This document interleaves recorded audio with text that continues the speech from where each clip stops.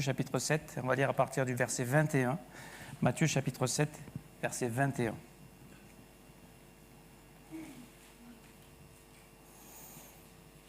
Ceux qui me disent « Seigneur, Seigneur » n'entreront pas tous dans le royaume des cieux, mais celui-là seul qui fait la volonté de mon Père qui est dans les cieux. Plusieurs me diront en ce jour-là « Seigneur, Seigneur, n'avons-nous pas prophétisé par ton nom ? N'avons-nous pas chassé des démons par ton nom ? Et n'avons-nous pas fait beaucoup de miracles par ton nom ? Alors je leur dirai ouvertement, je ne vous ai jamais connus. Retirez-vous de moi, vous qui commettez l'iniquité. » Verset 24. C'est pourquoi quiconque entend ces paroles que je dis et les met en pratique sera semblable à un homme prudent qui a bâti sa maison sur le roc. La pluie est tombée, les torrents sont venus, les vents ont soufflé et se sont jetés contre cette maison. Elle n'est pas tombée parce qu'elle était fondée sur le roc. Mais quiconque entend ces paroles que je dis et ne les met pas en pratique sera semblable à un homme insensé qui a bâti sa maison sur le sable. La pluie est tombée, les torrents sont venus, les vents ont soufflé et ont battu cette maison. Elle est tombée et sa ruine a été grande. Après que Jésus eut achevé ses discours, la foule fut frappée de sa doctrine, car il enseignait comme ayant autorité et non pas comme leurs scribes. Voilà un texte qui va servir de support pour notre méditation de ce matin. La première remarque qu'on peut faire, c'est que ce texte se conclut par le fait que la foule a été frappée de sa doctrine, étonnée.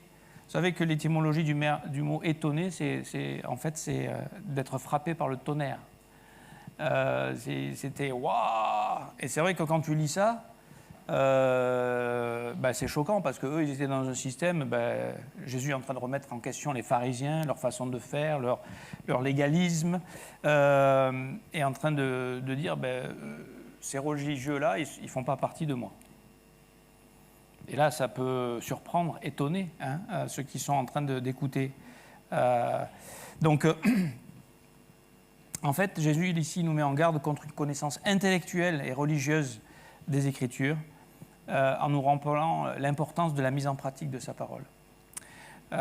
Et ça se fait au travers, pas simplement, c'est pour ça que l'Institut est lié avec l'Église, c'est que ce n'est pas simplement de la connaissance pour de la connaissance, pour un diplôme, pour un travail, pour de l'argent.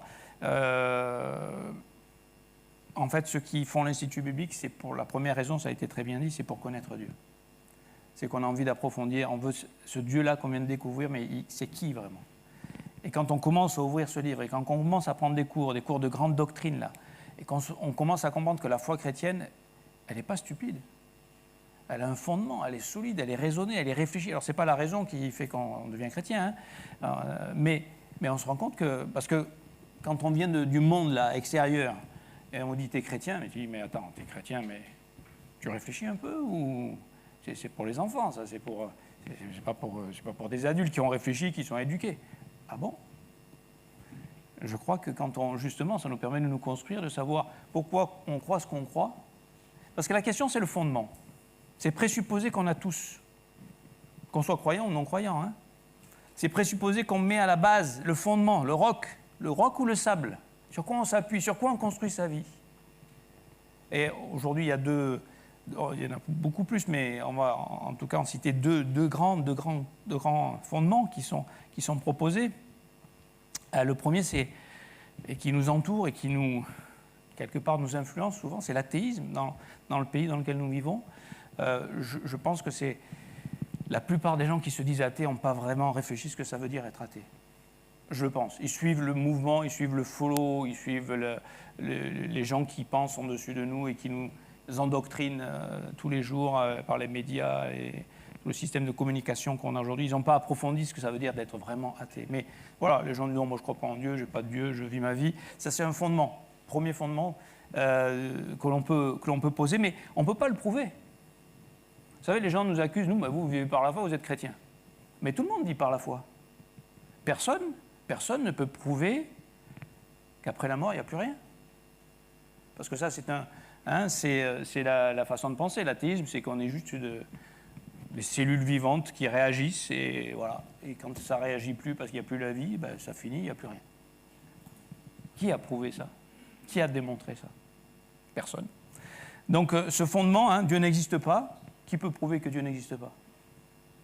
C'est par la foi, c'est un présupposé indémontrable. De la même manière, nous, et la plupart d'entre nous ici, on a choisi de croire à notre fondement. Dieu existe. D'accord? Et quand on a fait ce pas, on a découvert qu'il y avait un Dieu qui existait. Aujourd'hui, on a une preuve interne qu'on ne peut pas démontrer pour les autres, mais pour nous, on sait que Dieu existe. Je veux dire, on a fait une rencontre avec Dieu. On a découvert le salut, l'amour, la grâce, le pardon. D'accord? Alors, le fondement de l'athéisme, c'est l'homme n'est qu'un accident de la nature. Vous savez que l'athéisme, c'est ça, je suis juste un accident. Alors que nous croyons que cet univers dans lequel nous vivons, et nous avons été créés, nous avons été pensés par Dieu avant même qu'on existe, et connus par Dieu, n'est-ce pas? L'athéisme, c'est l'homme n'a ni maître ni Dieu, il est sa propre norme. Alors que nous, on a un fondement où on est appelé en tant que croyant à connaître ce Dieu qui est à l'origine de l'univers, qui est à l'origine de la vie. Et puis, la différence, bien sûr, c'est qu'en tant que chrétien, on a une espérance après cette vie. Celui qui est athée n'a aucune espérance, je veux dire, c'est le néant. D'accord? C'est fini. Alors oui, il rêvera, on rêve, on se souvient, les souvenirs, il existe encore dans nos souvenirs. Et ou alors, ce qui est encore... Bon, je ne vais pas rentrer dans ça. Mais pour nous, en tant que croyants, en fait, la mort, c'est juste un passage. Pas toujours facile, le cheminement pour y arriver, on reconnaît, ça peut faire un peu peur, mais on sait ce qui se passe après.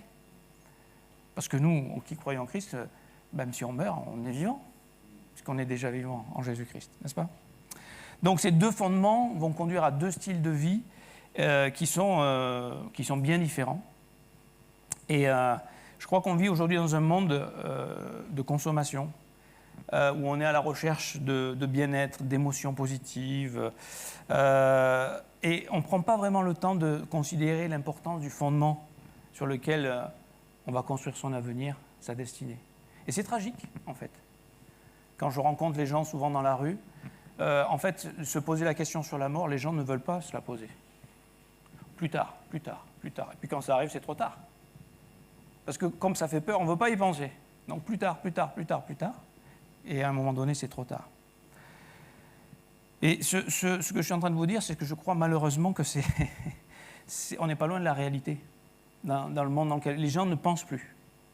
Les gens ne réfléchissent plus. Les gens juste, on vit, on est happé par l'environnement, par le style de vie, par la spirale des activités, de tout ce qu'on a à faire. Et on ne s'arrête pas pour réfléchir. Quel est le sens de notre vie et où est-ce qu'on va? Où est-ce qu'on va? Alors, les gens, j'aimerais vous dire, ne sont pas aussi dogmatiques que ça entre athées et chrétiens. Alors, les chrétiens, évidemment, eux, ils ont une conviction. Mais souvent, les athées, ils se disent athées, mais dès qu'il y a un petit problème, on prie quand même. Ou on aime bien que quelqu'un prie pour nous. D'accord? Ou quand ils ont un mort, oh, ben, il est là-haut dans le ciel, il a retrouvé les autres, ils font la fête, on se reverra plus tard. Enfin, je veux dire, on s'invente des histoires. D'accord? Et ce que je voulais souligner simplement, c'est qu'il y a en chacun d'entre nous une forme d'inconstance et d'inconsistance et de contradiction. Rien d'étonnant, la Bible dit, nous sommes malades, tu l'as bien expliqué, on est pécheurs, et tous, hein, il n'y en a pas un d'entre nous qui dit « Ah non, moi j'ai pas... » Non, on a tous, hein, Romains 3, 23, on est tous pécheurs.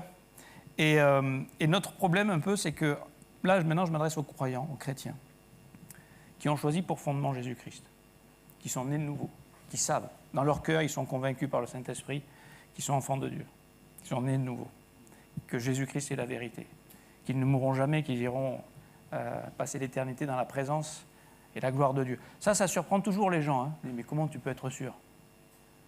Parce que toute notre conception qu'on a de Dieu, c'est qu'en fait, pour aller au paradis, il faut y travailler.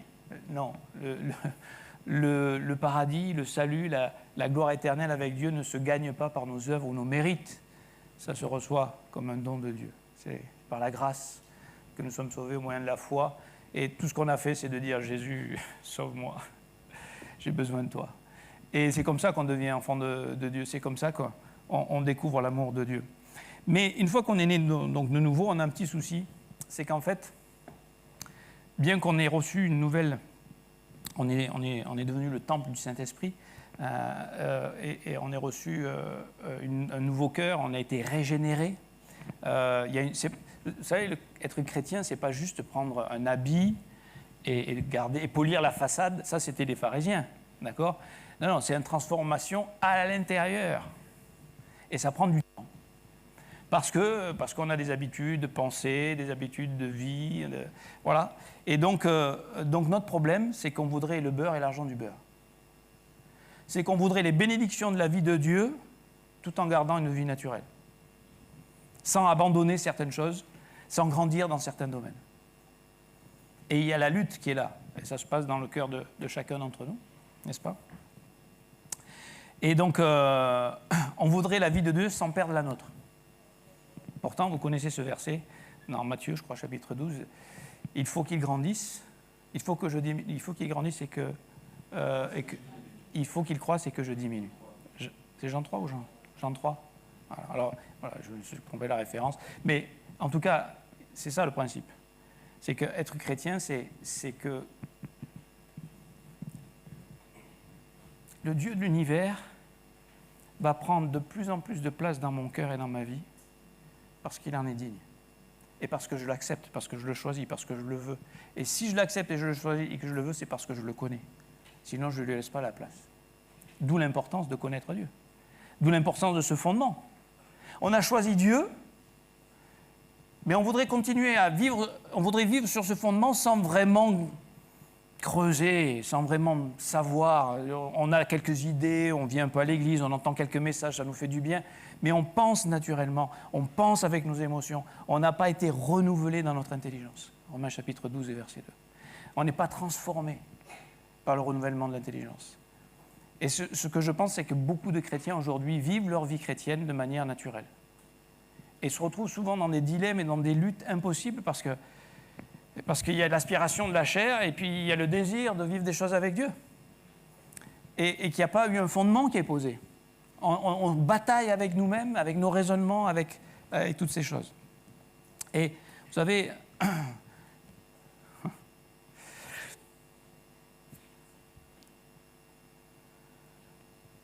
on vit dans ce monde qui a un slogan qui est d'une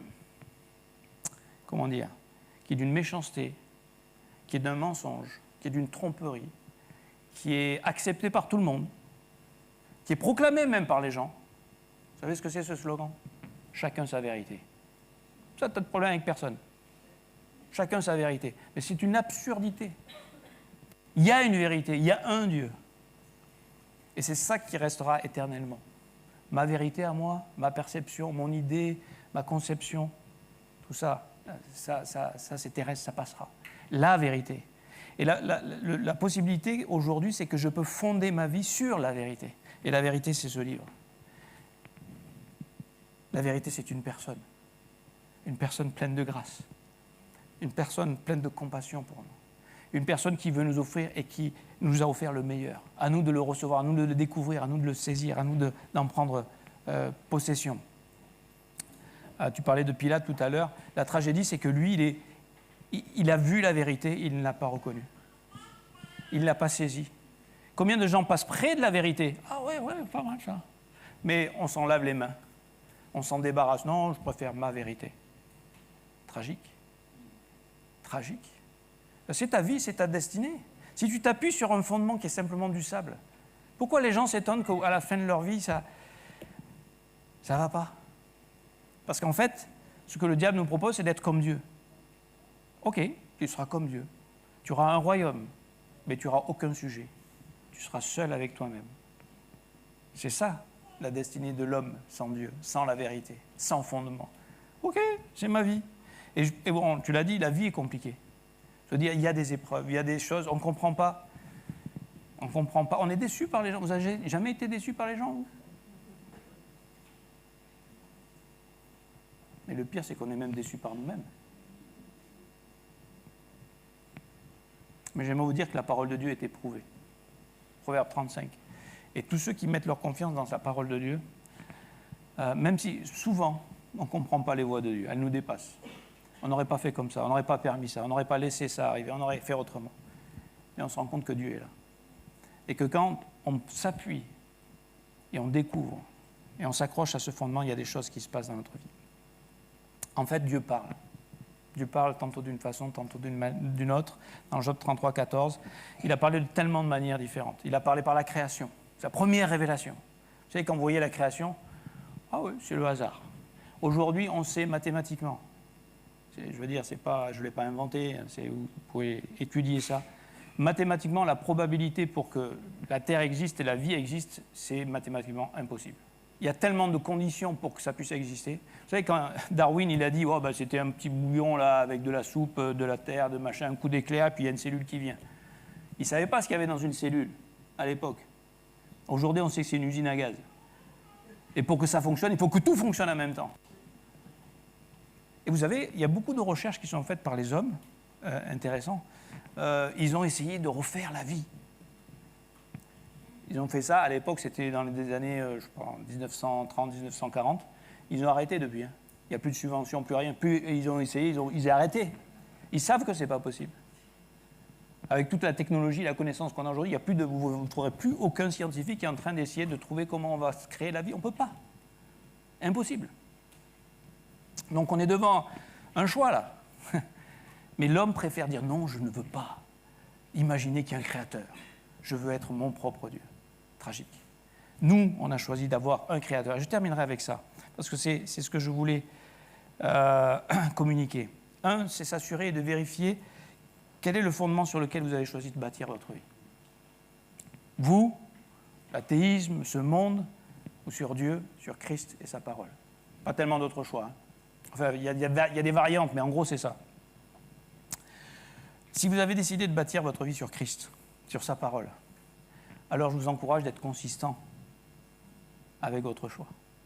Et c'est pour ça qu'on honore ces personnes. Aujourd'hui, je suis heureux de pouvoir être là pour assister à votre remise de certificats et de diplômes, parce qu'ils ont fait un choix. Un choix qui coûte de l'argent, du temps,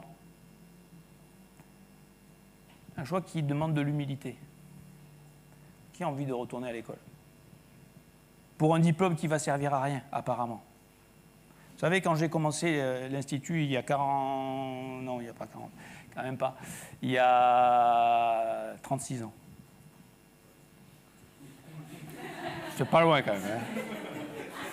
Hein. Mais quand j'ai commencé, je veux dire, j'ai arrêté mes études, hein, j'étais à Montpellier, j'ai arrêté mes études. Bon, j'avais l'approbation quand même de mes parents. J'ai arrêté mes études. Enfin, au départ, je faisais les deux, mais après, j'ai arrêté mes études et je me suis engagé que pour faire l'Institut biblique. Et les gens pourraient me dire, mais c'est insensé. Tu avais les possibilités de faire ceci, d'avoir un métier, d'être ingénieur, machin, tout ça. Pourquoi tu vas faire ça? Ça ne t'amènera aucun travail. 36 ans plus tard, je suis là. J'ai jamais manqué de rien. J'ai voyagé le monde et j'ai des amis dans le monde entier. Je vis bien. Matériellement, il ne me manque rien. Vous savez pourquoi? Parce que quand on fait confiance à Dieu et sa parole, et quand on l'honore, et quand on le met en premier, je peux témoigner. Ce n'est pas magique. C'est juste que Dieu est fidèle à sa parole, tout simplement. Hein, et je ne suis pas un exemple juste... C'est juste... Croyez-moi. En fait, j'aimerais vous dire, ce n'est pas vrai, parce que le premier travail que j'ai eu à Paris, c'était grâce à l'Église et à mon diplôme que j'avais eu à l'Institut. Donc, finalement... Donc, qu'est-ce que ça veut dire être consistant avec votre choix? C'est que, en fait, la parole, c'est un trésor. Et devenir étudiant de la parole de Dieu, ça ne peut pas être juste une option. Je le redis. Être un étudiant de la parole de Dieu, ça ne peut pas être juste une option. Si ça, c'est la vérité, alors cherchez, creusez, prenez le temps, inscrivez. Ah non, mais vous savez, on pense l'Institut biblique, regardez bien ça, et il me reste encore 3 minutes et j'aurai fini. On pense par exemple que l'Institut biblique, ça fait peur, parce que c'est des études, et c'est vrai. C'est de l'académie, c'est vrai. Vous savez que je connais des personnes qui ont appris à lire à l'Institut biblique. Je pense à une personne en particulier, qui avec ses études n'avait pas pris le temps de faire ça, et il a reappris à lire avec la Bible, avec les études, et il a acquis, il a grandi, il a appris.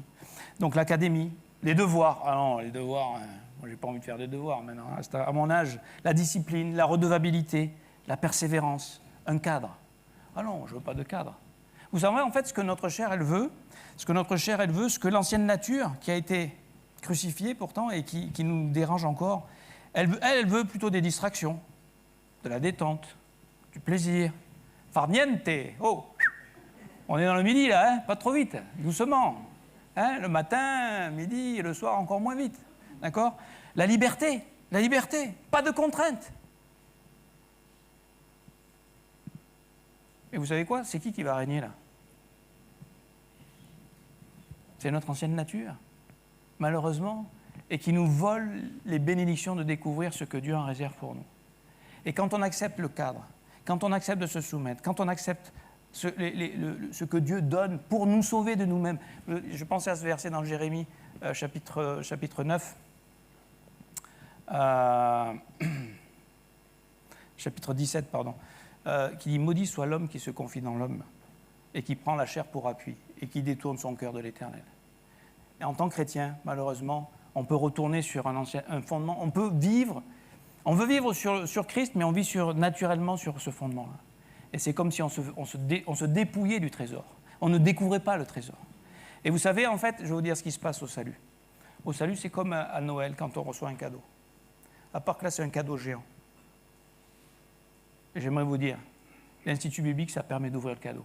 L'Institut biblique, je pense à Séverine, c'est comme l'école primaire qui vous apprend à lire, à écrire, à penser avec Dieu, à rêver avec Dieu, à avoir une vision pour votre vie, à savoir qui vous êtes, à guérir votre image propre, à vous aider à voir la vie avec les yeux de Dieu, avec la présence de Dieu.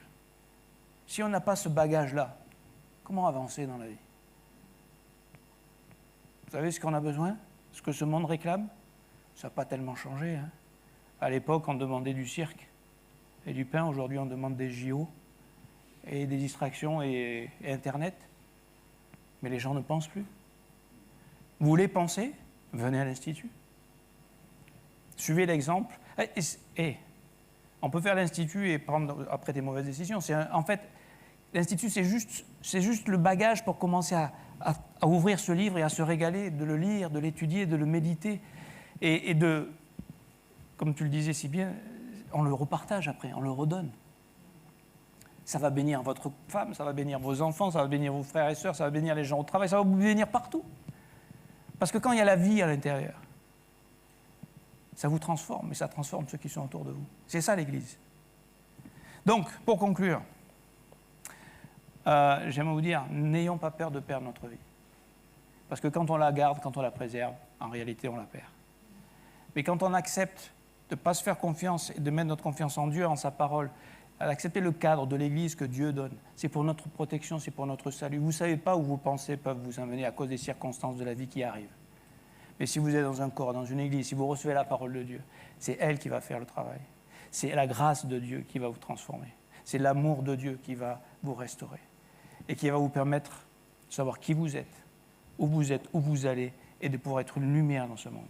C'est peut-être ça que Dieu nous propose de faire et c'est ce à quoi je vous encourage. Il n'y a rien de plus beau que de vivre avec Christ et de laisser Christ briller dans notre vie. Et c'est lui qui fait l'œuvre. Que Dieu vous bénisse.